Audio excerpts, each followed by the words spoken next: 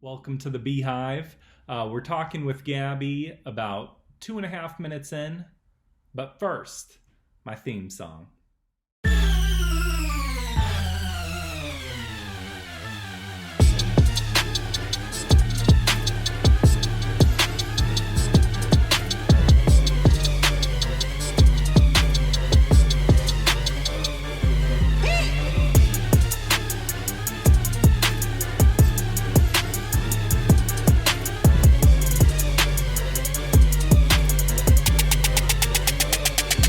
You're now entering the Beehive with your host, Double B.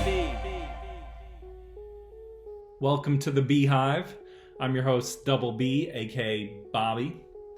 And for the sake of documentation, right now we're about 3 months into COVID, and I finally got a haircut. Check it out. It's looking pretty nice. Shout out to Mark the barber for making a house call, and I've never done that before. I've never had a barber come to my house to cut my hair. It had me feeling like Diddy or something. I was feeling just real cool. Before we get into all this, I want to encourage you to like our Facebook page, subscribe to our YouTube page, give us a thumbs up or a like on the video, and leave a comment, because that's something that's going to really help to get the podcast out there. Today we're talking to the hometown hero. We're talking to Gabi of Olympic Cards and Comics. And, Gabi's just awesome. She bought the store when she was 18. And since then, it's become a big community staple. And one thing I've always appreciated about Gabi is how much she cares about the community, both the community inside the store, but also the community at large. So we get into that. We talk about all types of things. One note is this was recorded about a week ago when the store was, closed off from the public, but it's open now, so you can actually go there in person. So be sure to check them out. It was a great conversation. Welcome to the Beehive. Let's go.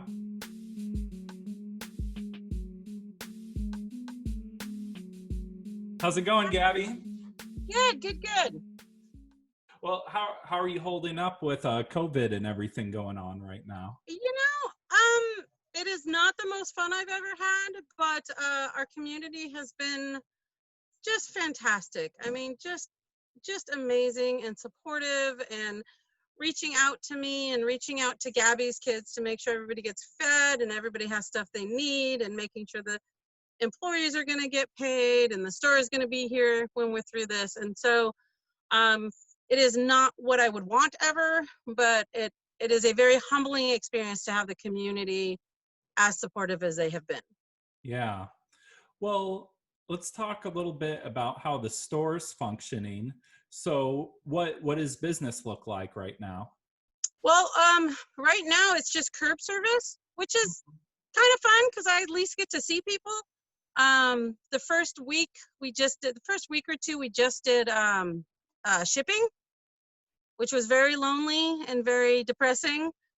People still got their stuff and that felt good, but it wasn't a lot of interaction. There was a lot of stuff online and a lot of stuff on the internet and things like that. And I didn't really get into this to have a retail store as much as I did to interact with people. And that's my passion. So it's been very hard for me to not have that, and to not be able to hug people and to not be able to talk to people in a, just everyday kind of way, and having to do more outreach. Like, we mailed letters to kids and cards to kids and notes to people and stuff like that. And it's not the natural kind of rhythm that I'm used to, where if someone comes in, I just naturally can talk to them. Yeah, it's hard. I know you're a real leader in this community. You have the store, which, a lot of people go to the store to hang out, or did. Mm-hmm. And then you also have Gabi's kids. What's that all about? So Gabi's kids came about because several years ago, we were working with the food bank and homeless backpacks, and they needed another site. And so we were like, oh, we'll be a site. And then we thought, oh, well, we can give warm meals while they're here. So we'll cook a warm meal, and then we'll send them out with a lunch box or a lunch bag. And then that kind of turned into, oh, and we'll also do school supplies, and we'll do adopt a family, and we'll just basically do whatever anyone needs. And it got to the point where people were just handing me money, like, hey, we know you're doing good work, here's some money. And that felt really uncomfortable. So we created Gabi's Kids so we'd have an actual charity to be able to put the money in and to be able to show people and to be more transparent. Do you have a sense of how many people you're serving a year through Gabi's Kids? Um, way at the beginning of the pandemic, we had about 40 families we were serving. So about 100 people with the kids and everything else. Last year for Christmas, we served 100 families for adopt a family, maybe 5 families for Thanksgiving. And during the school supply run, I couldn't even tell you, lots. Yeah. What inspired you to take something like that on? I was raised very much in a family that if you have the means to do a thing, it's your responsibility to do it. And that's basically what it boiled down to. And I'm that person that, like, if I'm eating something and you're sitting next to me, I'll offer you food. Sure. And there was a need and we had the ability, so we just did it. And as everything does, it just grew. It just grew out of that, and it got bigger, and more people knew about it, and more people donated, and then more people were able to be served, and then more people donated, and then more people were able to be served, and it just grew. It was a very organic thing. I didn't set out to do it. It just, there was a need. We tried to fill it, and as we fill it, there's more resources, and as we have more resources, there's more of a need. So it just kind of does itself. I just have to do some paperwork. Yeah. Well, it seems like Olympic Comics and Cards, you're a store, but then it also just seems like it's this community hub. Like a lot of people know each other there. There's activities and people are hanging out. Why do you think that is? It's hard to describe. So when you're here, there are rules that protect everyone. We all have to follow these rules, and those rules protect everyone in a way that other places don't. So we don't allow swearing. And it isn't that, we don't allow swearing because swearing often leads to trash talking, which leads to other stuff. So we have very specific rules about community. So our rules are no swearing, always act in a way that builds community, respect me, my staff, and each other. And I actually forgot the other one because it always boils down to respect me, my staff, and each other is basically what it is. And, that leads to conversations sometimes of, people will use a term that they don't realize is a pejorative. And we can have a good conversation about that, or someone else can feel safe coming to me and saying, that word wasn't okay that they said, what can we do? Or someone comes to me and says, this person did this bullying thing. And so because we've been doing it so long, and because we've had these rules about respect for so long, the community safeguards itself because they want that. They want to have a safe place. And because I have to be the bad guy, I guess, and make sure all the rules are there, they don't have to stress about whether or not people are going to be mean, like, if that makes sense. Oh, that makes total sense. Because And nobody wants to be that person that goes to the teacher and says, this kid is picking on me, right? But if the rule of law is nobody gets picked on and someone's getting picked on, then it's up to me to always be the bad guy and always be the one that says no. And then they can be mad at me, but they'll figure it out later. I have learned. you're like the principal or something.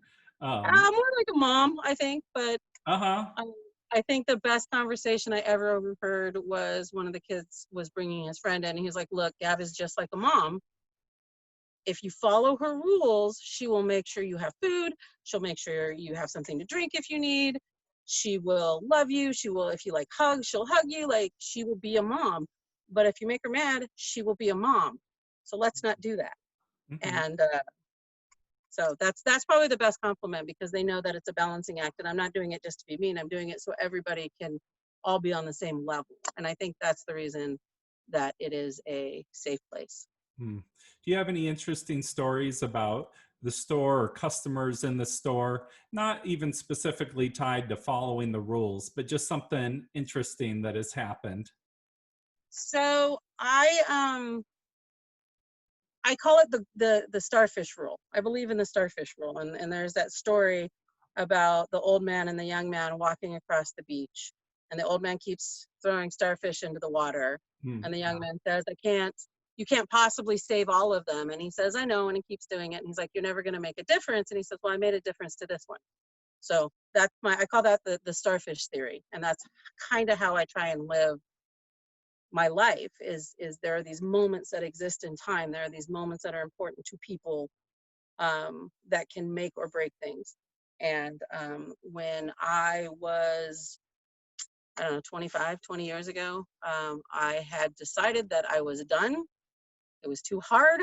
I want to do it. I wanted to just go be a teacher and do the things that my training was in.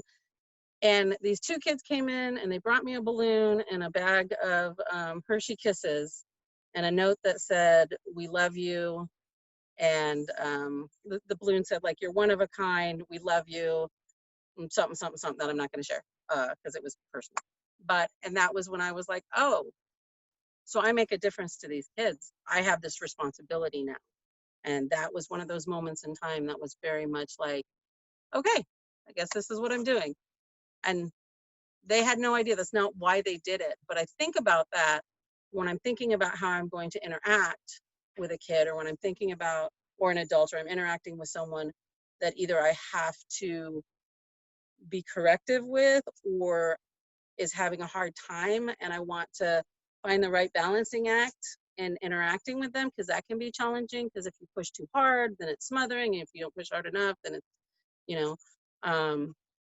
so there's a lot of those kind of moments that exist in the store. Or when we had a kid who was handicapped or disabled and he couldn't turn his neck, and these two kids stole his deck.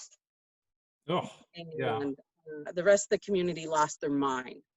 And within 24 hours, they had found his deck, replaced all the cards that had been stolen, and given it back to him. And it was just amazing for me to see that they only knew him through the store. Like, that was his community. There are some kids that this is the first place that they 100% have been supported. Like, 100%. I don't care about any of the rest of the stuff. All I care about is that you are safe and that you are healthy and that you are authentic. And if you're not authentic, helping you get there is important. Like, who you are and what you want to be is important.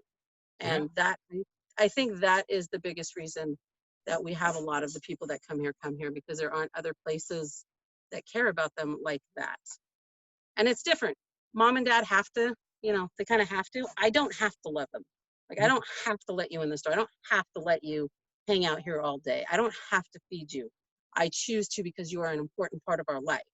And I choose that all the time. And I think there's something different about having someone who is not biologically yours care about you. Sure. Well, I think also just having a place you can feel comfortable in your own skin and accepted means so much, because a lot of people don't have a lot of spaces like that where they feel like they can just be. Did you have early experiences that helped shape this compassionate attitude? It seems like this is a real core value in you. I don't know. I was very much raised to be that community is important, family is important, service to all is important. I grew up in a Hawaiian military Catholic family. So all of those things are very like, we work and we try and do better, and we try and help the community and serve. So I think that's just kind of always how I've been. I do know that there were a couple things that happened before I worked here that I swore I would never be that person. I think that in the beginning, when I was still struggling, and I was 18 when I bought this shop, right? I didn't know anything. And there were so many people that helped me get through it. So I was learning. So by the time I was like 20 and 25, I had already had so many people that like pulled me through and made sure I kept going, that I have always felt almost like, it's my shop, obviously, but I've always felt more like the captain of the ship, and this indebtedness to the community that I will always need to repay, versus the opposite.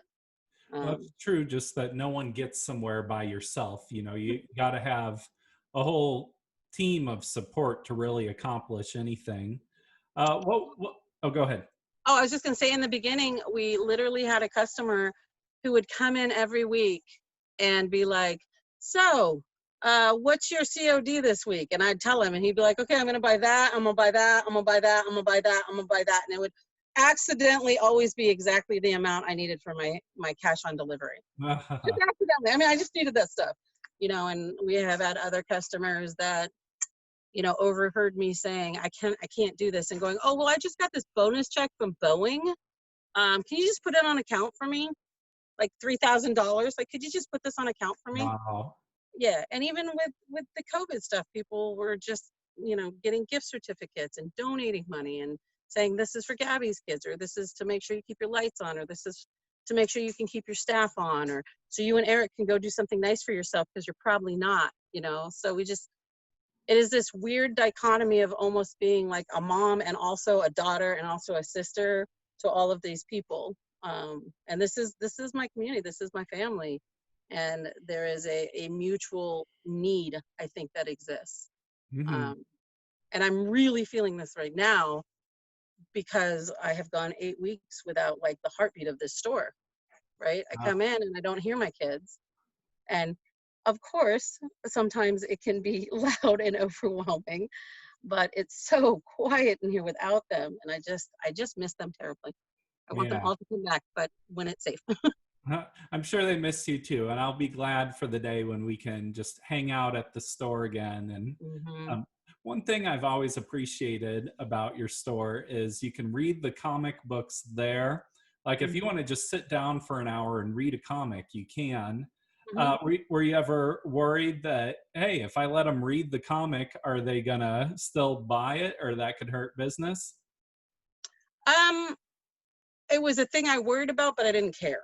Like, Mhm.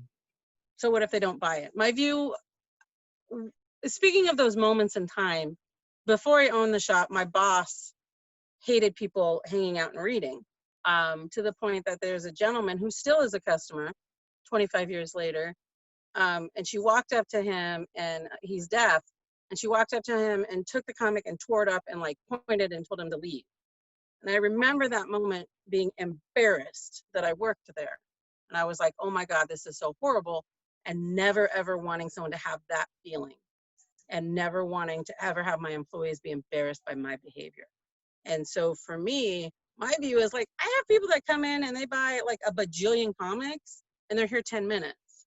And Mhm. that balances out someone who's here for 5 hours and doesn't buy anything. Like, it balances out. And if they destroy the comic, it's okay. It's worth it to me. Because the other thing is that, you know, you have someone in here reading and hanging out. A, they're safe. B, they're not getting in trouble. And C, they're reading. And Mhm. anyone who's reading ultimately is helping the community as a whole.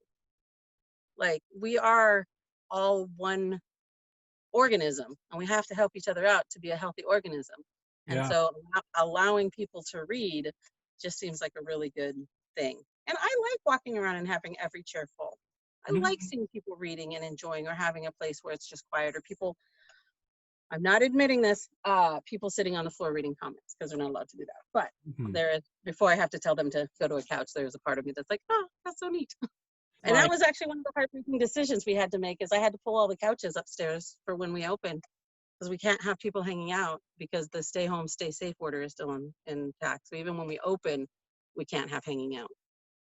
oh, Yeah, that's, um, I know, I'm like, meh. I I'm know, probably gonna let bummer. people borrow my books.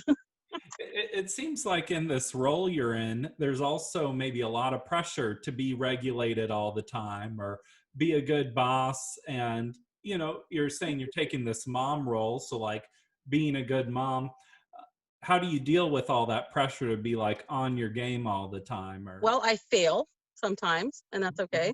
I do make decisions that frustrate people. There's a lot of people and a lot of egos and a lot of different opinions and things like that. And I kind of just look at like the overall goal, the overall thing that I'm trying to accomplish. And at the end of the day, was I authentic to my beliefs, and was I authentic to what I think the store should be and how I think the store should be done? Like, there's decisions that I have to make that are monetary. Like, it's a business. If I don't keep the doors open, then kids can't be here. Yeah. So it's a balancing act. I can't just give everything away because then they don't have a store. They don't have anywhere to be. You know, we don't charge for instance, we don't charge for game tables like a lot of stores do. But then we also charge full price for books. And a lot of stores just slash the book prices and then charge for the tables. And for me, there's a reason there's a MSRP. Use that. And as far as like the game room, we don't lose anything by people being up there gaming. Like, they're not taking space away from anyone. And there's goodwill in that. So that's kind of the balancing act for me, I guess. And as far as always being on, this is all I've ever done.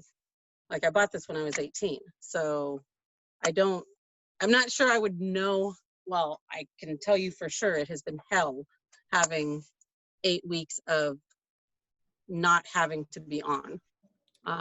Lots of swearing in the store last 8 weeks. Sure. You didn't hear that, kids. I never swear. What was life like when you were 18, when you were first getting into the store? Oh gosh, well, when I was 18, I also was going to Evergreen on a soccer scholarship. Mm-hmm. So it was super challenging, but there wasn't like, you talk about pressure now, there just wasn't pressure then, because I took over a store that had the worst reputation. Nobody shopped there. Nobody liked the store. So like, I really couldn't lose too much, right? All I could do was go up. And there would be hours where there weren't people in the store. And so there wasn't as much pressure. And I mean, you're talking almost 30 years ago, rent was like $300. Wow. So that was... Well, you've built it into such a big thing now. I'm sure that was a challenging path too. Were there big obstacles along the way? Yes, there were a few. We had a flood and it destroyed our shops. We had to build back from that. And then we had a burglary and we had to build back from that. And then we had the recession, and the recession hit right when we moved from the old store to this store. And I was like, I have messed up. I have lost everything, because I literally didn't have enough money I had one mortgage payment left. And then for whatever reason, things turned around. But there was a point that I was like, I have destroyed our family. We're going to lose our house. We're going to lose the store. We're going to lose everything. But we came back. Yeah, you keep pressing on. And what inspired you to keep going then?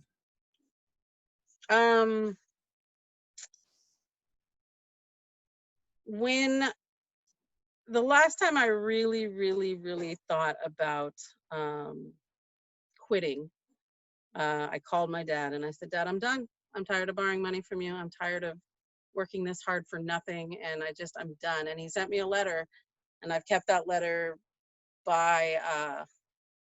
it's the first thing I put up in every new store, and I keep it. And it's just a letter about like, you got here because you worked hard. And after that, even when I thought I had lost everything, when the recession hit and I thought I'd made all these terrible decisions, there really wasn't a point that I thought I should quit. Like, it was either I'm going to fight until the very end, or I'm going to win. Like, there wasn't a quit clause. Yeah.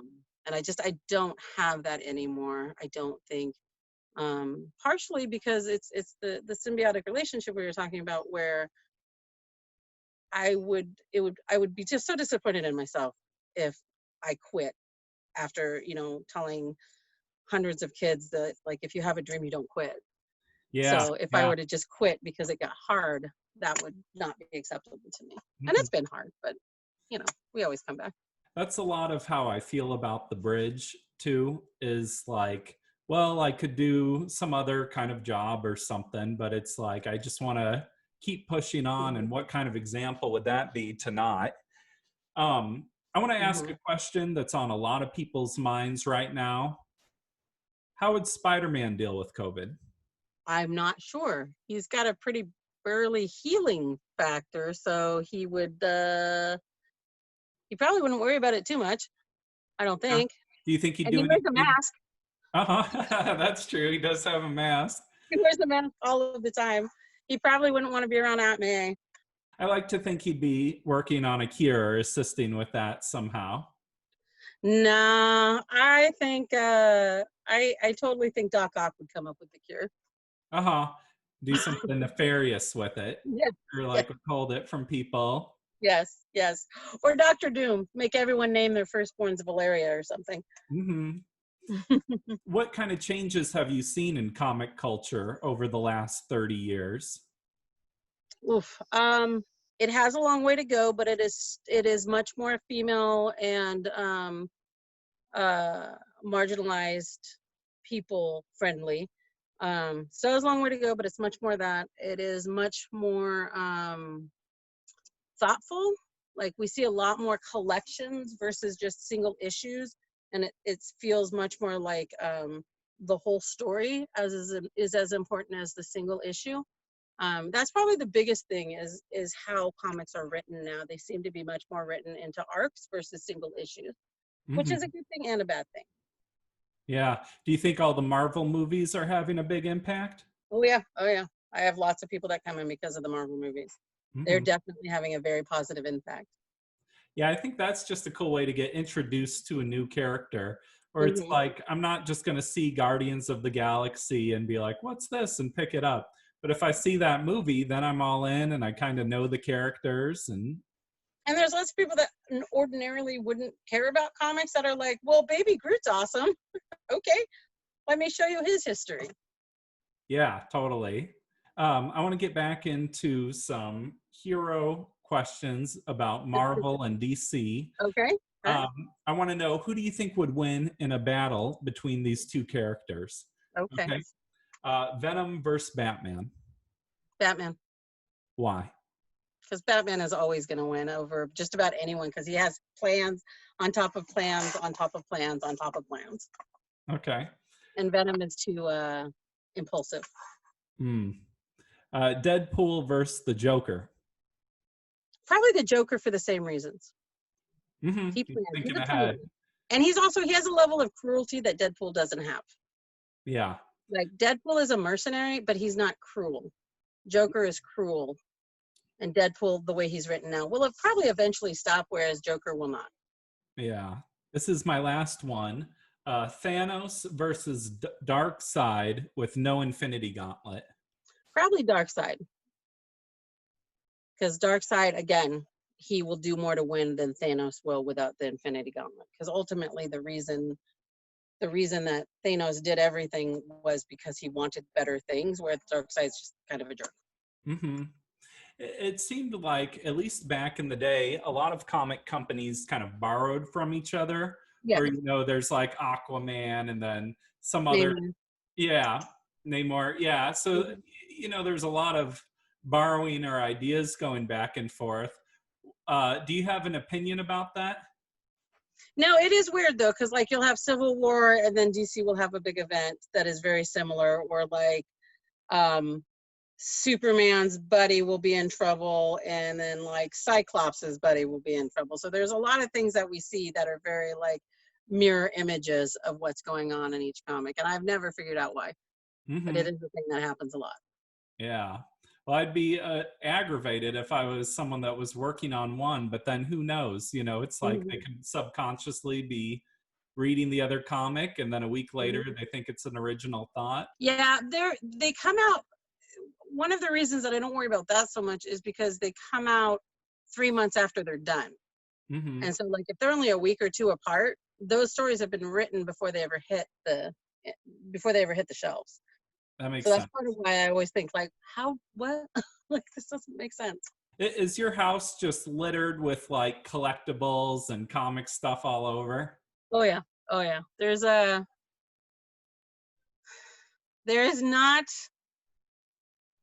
there is not a single room in the house that doesn't have something comic related. Do you have any standout items of like, this is my prized collectible? Or I would say my prized collectible is oh, you can edit this. I'm gonna go grab it because I think it's here.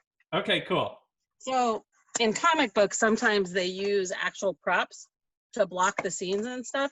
And Mhm. this was the sword they used in Wonder Woman to block all the fight scenes with Medusa. And Greg Rucka gave it to me.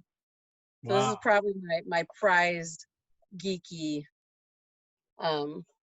thing. That's awesome. Yeah, no, I love this thing. It's very heavy, and when I officiated a wedding, I took it with me and had it in my back with my Wonder Woman shawl, and I had done my hair all Wonder Woman-y because that's what they wanted for their wedding. So are you saying when they're drawing the comic, they actually will have people standing as a Some people do, reference? yeah, or just props and stuff. They'll have references so they can get like, so like if the weight feels like this, your arm looks different than if there's nothing in it. So they just, sometimes they use props and stuff to get a better visual of what it is. Yeah, that's a lot of attention to detail. Yes, There. I love this. Well, I just want to congratulate you on everything that you're doing and how you're keeping it active and supporting the whole community. And just, we're all going to get through this, and Yeah, we're going to be stronger for it. mm-hmm. Do you have any closing thoughts or things you want to share? No, just that I'm so thankful for this community and how they have, I'm just so proud and so thankful, and I'm just, never would I ever want to do this again, but it really did show the spirit of the people in this family and in this community, and it's just awe-inspiring. So that's pretty much it. Well, thank you for taking the time, Gabi. Yeah, of course. Have a good day. Gabi's just the best, you know. We love you, Gabi. And I'm just so glad that the store is open again and people can actually be there in person. So be sure to stop by Olympic Cards and Comics and say hi. Next week we're keeping kind of our nerd culture theme going. We're going to be talking to the original Zordon from Mighty Morphin Power Rangers. He's an actor named David Fielding, so I'm real stoked for that conversation. Give us a like, give us a share, leave a comment, and we'll see you next week on the Beehive. Bzzzt. Peace!